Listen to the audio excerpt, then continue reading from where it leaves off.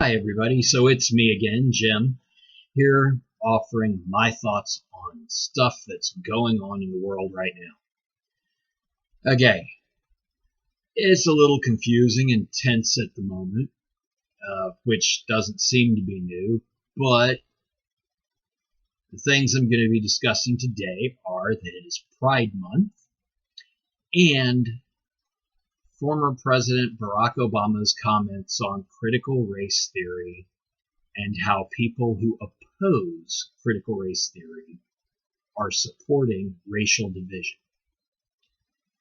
All right, let's start first with it's Pride Month. Yay. Okay, straight facts up front. I am not part of the LGBTQ community. I am heteronormative. Okay, with that part out of the way so that everybody can make their prejudging biases. Okay, let's look at this for a moment. Okay, first we went from LGBT Pride Parade Day. I think that was, I think the first one, I believe, was like 1976 or something. And it was just the Gay Pride Parade. And it evolved into Pride Week. And now it's Pride Month. Okay, whatever. If people are happy with their relationship with another consensual adult, fine. There should never be a question of anything wrong, of there being anything right or wrong with that. Someone once wrote that even back in the 1800s in places like New Orleans, everybody understood that each family had aunties and uncles that you just let them be. They all had their aunties and their bachelors. In other words, people who were gay or lesbian or whatever and didn't apply to the heteronormative society, and out of respect, you didn't go hunting down what they were doing. Now, some people would argue, no, they couldn't be open because they would be committing a crime. Okay, fair. Totally fair. Now that I moved my mic over here where I hope it's actually recording better. All right, so quick recap. Talking about Pride Month. And in the 1800s, even really 1950, up through 1960, people who were gay, and I'm just going to use the term gay, it's going to apply to everybody. I'm sorry if you want to say, well, I'm lesbian instead, or bi. Look, skip it, okay? Gay, in terms of its linguistic use, happy, exuberant. Okay, if you're exuberant and happy with your choices, then we're just going to refer to the LGBT community as gay. This is Pride Month. Everybody's supposed to be being exuberant and happy. All right, so as I was attempting to say, in New Orleans in the 1800s, these people were ignored. Everybody knew that these people existed. In New York and San Francisco, people knew they existed and they generally ignored them. People today want to say, well, they had to hide in the closet because they would have been breaking the law. Okay, fair argument. There should not have been any laws against consensual actions between adults. Honestly, even in the 1980s, Georgia had laws against sodomy, and sodomy consisted, according to the Georgia definition, as anything other than heteronormative sex between a man and a woman. Okay, that meant if you got freaky with your significant other, even a man and a woman, a husband and wife, according to the Judeo-Christian concept, but if they got freaky, they were technically still violating that law. And this was viewed as being a anti-LGBT law. Fair enough. Fair enough. And it got changed. Why? Because the actions of consenting adults in the privacy of their dwelling is no one's business. This literally, to me, a literal comparison for people of the Judeo-Christian belief system goes to the woman taken before Jesus, captured in the act of adultery. Okay, in this narrative taken from the Bible, Jesus is minding his own business. Woman gets dragged before him because the politics of the time wanted to come up with an excuse to discredit him. The men said, this woman was taken in the act of adultery, caught in the very act. Okay, that literally means that they had to set up the conditions so that they could be spying on her and catch her and her consenting adult partner doing something in a private environment where they both had reasonable expectation of privacy. Okay, Jesus' response was, let he who is without sin cast the first stone. Well, right off the bat, guess what? Every mother stumper there was guilty of having invaded someone's privacy. So they were already at sin of unrighteous judgment. Well, similarly, the 1980s law in Georgia similarly invaded people's private actions between consenting adults in the privacy of their own dwelling. Well, how does this apply to Pride Month, where everyone is expected to celebrate the pride of the LGBTQ community? I'm not gay.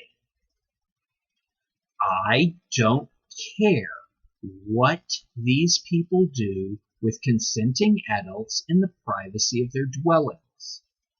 I don't care if they walk down the street holding hands, or even if they happen to kiss. You get to the point where you're making out in public because it's Pride Month and you want to show off. Yeah, no, wrong answer. That becomes sexual harassment. Yeah, guess what?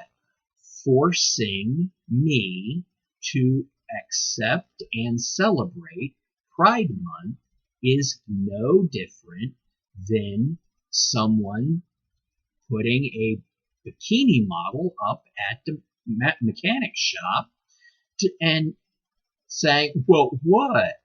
I can have a picture of this bikini model hanging up. There's nothing wrong with it. Well, that's considered sexual harassment. Similarly,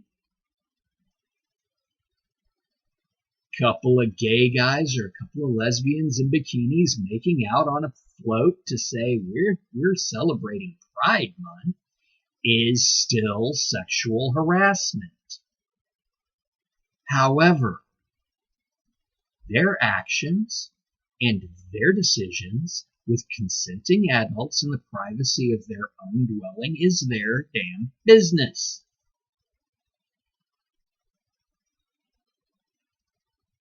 But guess what? Putting it out in public to force the celebration, it's not the same thing as a heterosexual marriage is celebrating heterosexuality. No, it's not. A marriage doesn't celebrate sexuality. Oh, for Pride Month, they want to push drag queens teaching first graders about masturbation. Okay, that's pedophilia. They're underage. They are not consenting adults. They're not supposed to be sexual, period. We literally have laws that if a person is 17 years old, 340 days old, 17 years, 340 days old, and they have sex with someone who's 18 years and 1 day old, that person can be charged, convicted, and have to register as a sex offender. And they're, if I got my math right, within a month apart of birth. Okay? By law, by our morals, children are not able to make those decisions and therefore cannot be consenting adults, therefore should be left out of it. Now, moving on to the next one, President Barack Obama commented that people who are opposed to critical race theory support racist narrative. Okay, let's look at this. Critical race theory is the theory that all white people, past, present, and future, are all inherently guilty of the racial subjugation of any person of color throughout history, and that the only way that they can compensate is to be completely subservient to any person of color, and they may never, ever, wow, sorry, my emotions caught me up and I lost my word, may never compensate for it. Now, from my perspective, me being me, I'm actually in the minority. Over 75% of the white population of America are the result of people who migrated here after the Civil War, from the 1880s on. My family predates that. Not only does my family predate that, but at least half, more than half of my ancestors were actively slave owners. They were plantation-holding slave owners. So my ancestors are quite literally guilty of racial oppression. And I've never done such a thing about it. My father's never done such a thing. My mother's never done such a thing. At least as far as I know. I mean, I can't say what they did or did not do when they were children in the 1950s or 60s. However, based on what I've been told, they never participated in any such thing. The arguments that, well, just by virtue of existing, you benefited from a system that, whoa, hold it. The Civil Rights Act of 1965, I was born after that. Okay? I was born significantly after the Civil Rights Act that reaffirmed the U.S. Constitution statements that all people are equal. I'm not going to go into which particular amendments because they had to be amended due to political negotiations at earlier points in history. But according to the U.S. Constitution, all U.S. citizens are entitled to the same rights. By 1920, I believe it's the 18th Amendment, when all women were included in voting rights, was the final law, the final amendment to the U.S. Constitution ensuring and enshrining the rights to all U.S. citizens, regardless of race, color, gender, anything. And yet in 1965, we had to have a Civil Rights Act to reaffirm that these rights existed. But President Obama, the first black man elected to the presidency, says that if you oppose the idea of judging someone based on the color of their skin, that you support the idea of judging people based on the color of their skin. I would wonder how in the holy Hades someone can make that argument and have graduated high school and college and became a lawyer. Granted, not a practicing lawyer, but a law professor. Seriously? That's literally the same as saying 2 plus 2 equals 4 is the same as 2 plus 2 does not equal 4.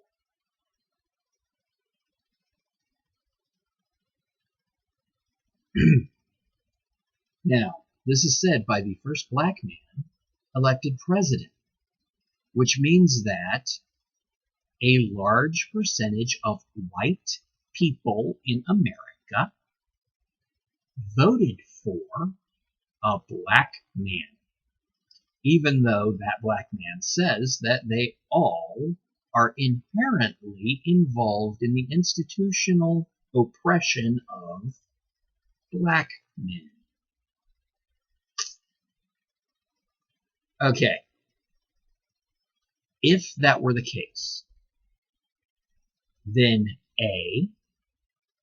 that would mean that either A, the United States is not a racist country because a black man was elected president, or, okay, if they really want to go with the no, it's a racist white supremacist country, then that means that an unqualified individual who was incapable of doing anything for himself had to be placed as president just to try to shut them up because he wasn't really smart enough to get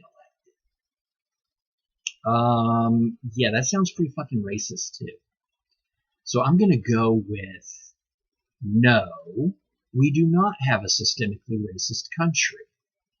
We have problems with people, and we have people who are racially biased in a highly untoward manner.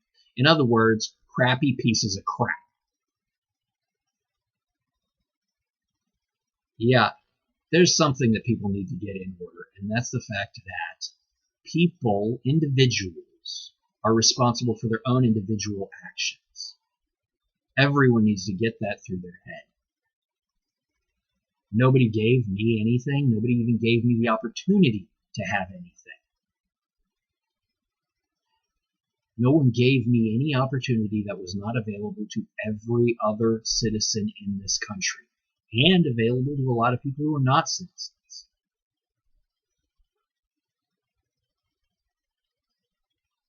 So let's all try to go forward in the idea that we're responsible for our actions, and our actions determine our results. If I sell drugs on a street corner, and, well, I can't say that any of my uncles actually sold drugs on a street corner, but they all had drug convictions. And guess what? That means they all spent some time in jail for committing criminal acts.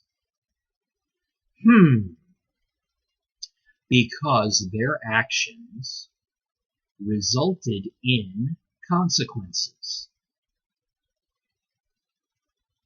Yeah, that's how it happens. You pull a knife on a cop, you get shot.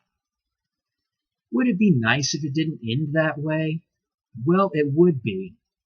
But if the cop doesn't shoot the guy with the knife might stab the cop. Or the random passerby. That's how things happen. Actions have consequences. Hey, wow, isn't that one of the laws of physics? I believe Newton wrote that. For every action, there's an equal and opposite reaction. Have a great time. We'll talk again later.